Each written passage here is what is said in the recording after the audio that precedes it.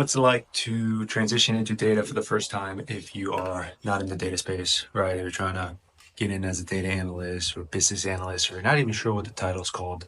This video is for you. If you are transitioning into data for the first time, here's what you need to know. Number one, you're better off trying to get into a analyst position. Now, let me be clear because I think a lot of people get confused just from that one statement. An analyst can be any kind of analyst. It could be a data analyst, a business analyst, a marketing analyst, a financial analyst, a health analyst, anybody that deals with data. Now, let me clarify that statement because I think people get confused when I say anybody that deals with data. The question that probably is coming to mind is like, okay, what do I need to learn? How long is it going to take? Where do I do it? Obviously, by the way, if you don't know me, we run Data Engineer Academy. We've helped over 1,000 people. We are the largest school related to data engineering, data analyst, etc. Now, again, there's Coursera's and Code Academies. They help people, for $15 a month, but we're helping people with, hands-on help, one-on-one personalized training, right? In a world of AI, we think that people want a human touch. So, we're trying to do that. So, and don't get me wrong, I love AI, I love all the tools, I love all the learning, self-learning, right? I'm a big fan of that, but it's not for everybody, and that's okay. But anyways, what do you need to know to transition into data? So the biggest language you probably need to know is SQL. SQL, by the way. The next thing you probably need to know is Excel, right? Because if you can understand how to use data, analyze data, manipulate data in Excel, and then you can do the same thing in a code format with SQL, then that's a good start. And it's probably easier than you think. So don't click off the video, don't get anxious, right? It's SQL at its essence is just kind of English. If you know English, you can probably figure it out. So here's a question that I think paralyzes a lot of people though, is how long is it going to take? I taught myself SQL over a decade ago, and it took me a weekend. Now, I'm a little crazy. When I get obsessed about something, I can't put it down. So I think I spent more or less, all 3 days, Friday, Saturday, Sunday, doing it 8 hours a day. I think I was like a little sick, and so I just stayed in bed and just did it. No one bothered me, right? It was that simple, right? So does that have to be you? No. We've seen people take 4 weeks to do it. We've seen people take 4 months to do it. It's okay. I think the biggest thing for you is to not get paralyzed and not do anything. And I think that's the biggest, hurdle we've seen. And so let me tell you a very interesting data point. When we see clients join our program, right? Because we run a personalized training, we'll give you everything you need. The editors, you don't have to set up any tech. All you have to do is come in and start writing code.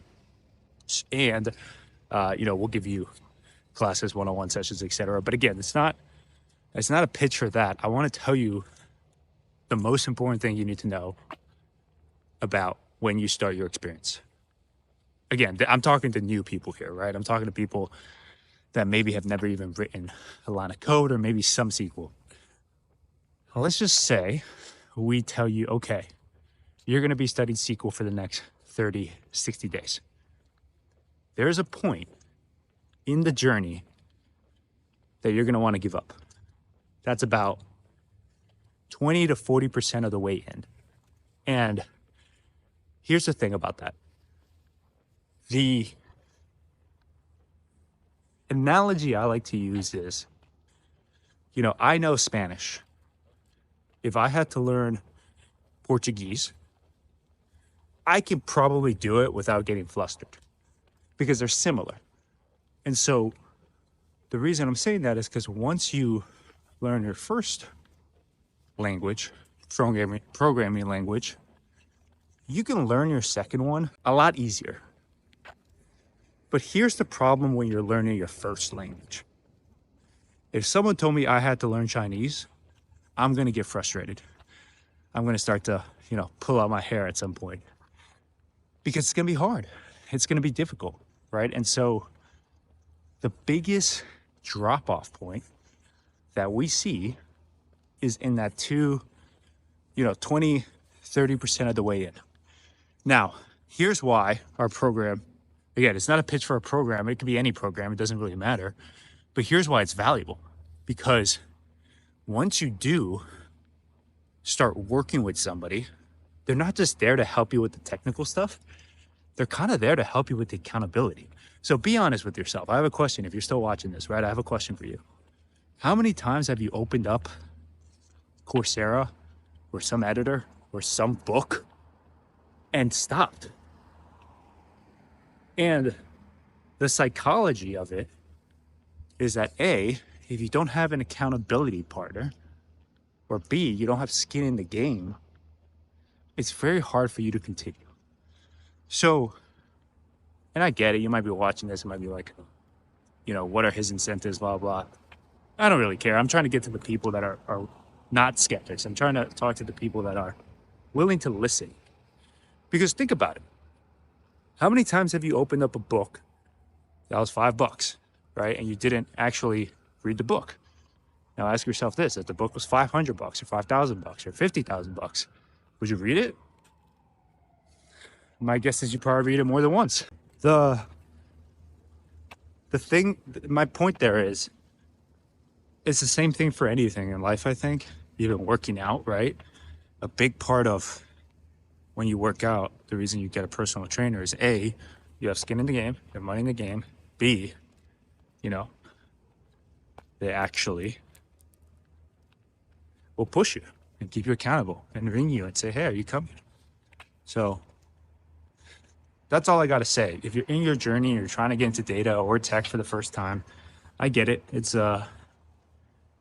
it's hard. We see the data. We know exactly where people drop off. Because we see it, we can be a little proactive about it. But that's what you got to know about your journey. Now, that's the learning aspect. I want to talk a little bit about what happens after you learn. And by the way, if you've learned it, like you've learned SQL, you've learned Excel, maybe you've gotten some projects under your belt, right? That's all the technical stuff, right? Don't stress too much about where to do it, how to do it, blah, blah. Like, again, there's a ton of paid resources, there's a ton of free resources, a ton of books, there's a ton of videos, there's a ton of GitHub pages, there's a ton of coding. There's no right way to do it because 90% of people don't even do it. So my whole point is, if you learn, you're already ahead of 90% of people, right? Trust me, I've seen it. We have a free thing, by the way. I'll put the link in the video, dataengineeracademy.com. There's a free course. You can go through it and everything. We have the stats. Because it's free, nobody values it. And so 90% of people drop off almost immediately, right? Even though they say they like it. So, and that's not just across coding, it's across any kind of learning or self-development. But what happens if you do learn it? If you do learn it, you're ahead of 90% of the game. Here's the second step. And I know it's not going to sound sexy or maybe, so much wisdom. The second step is to just go hard with trying to get your first role. It's that simple. And let me quantify, because I'm talking to a lot of analysts and engineers here, what go hard means. For a lot of you, you're just not putting enough volume.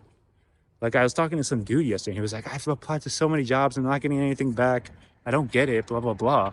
And I'm like, how many jobs? He's like, 10. And I'm like, what the fuck? It's like, there's people that have 10 years of experience that I've seen apply to hundreds of jobs only to get a few interviews. And that's a pretty good success rate. I get it. It takes time. It's not what it was 10 years ago, 20 years ago, where like there's no competition and a ton of jobs, right? But that's okay. That's how industries work. It's not, it's not like tech is saturated. If tech is saturated, then every industry is saturated, right? So that's okay.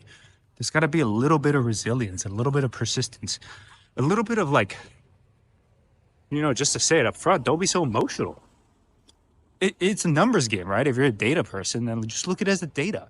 It's like, oh, okay, if I do apply to 100 and I get 2 or 3 interviews, then guess what happens if you apply to 1,000?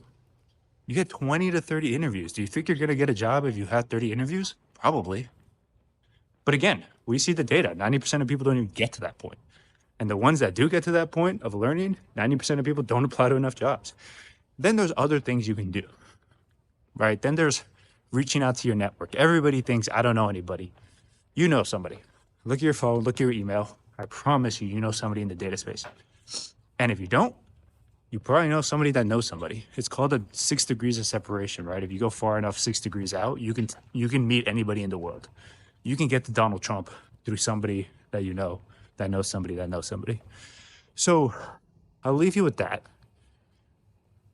Go and start your journey, because then it's just a matter of brute forcing your way in to your first data role. And again, it doesn't have to be anything crazy. And yes, it can be a freelance role. Sites like Upwork or Fiverr can help you get a freelance role that can start padding up your resume. And so, yeah, you know, depending on who you are, depending on how fast you move, depending on your IQ point, right? Being real, it might be a 12-month journey. With some help, it might be a 6-month journey. You know, for full transitioners, I've very rarely seen it take less than 3 months. Very rarely. So temper your expectations, right? Because I think a lot of anger, I like this quote, you know, anytime somebody gets angry, it's because something didn't meet their expectations. And so temper them. It's okay if it takes a year. It's okay if you do it part-time. It's okay if you do it while you have 1 or 2 other jobs. Tech isn't going anywhere. It's just getting better. But I'm telling you, 90% of people don't start. 90% of those people give up. And then 90% of people don't do enough brute force. Reaching out to recruiters, people on LinkedIn, their network, applying to jobs, trying to meet a business owner in person, you know, whatever you got to do. So hopefully this was helpful. And again, shameless little plug, but we do have a free resource. If you want to get started on SQL, click on the link below to dataengineeracademy.com, and please like, subscribe, share, do the whole thing, because, you know, we're just trying to help people get into this very data-centric world that we're entering with AI. And I think a lot of people could benefit from it.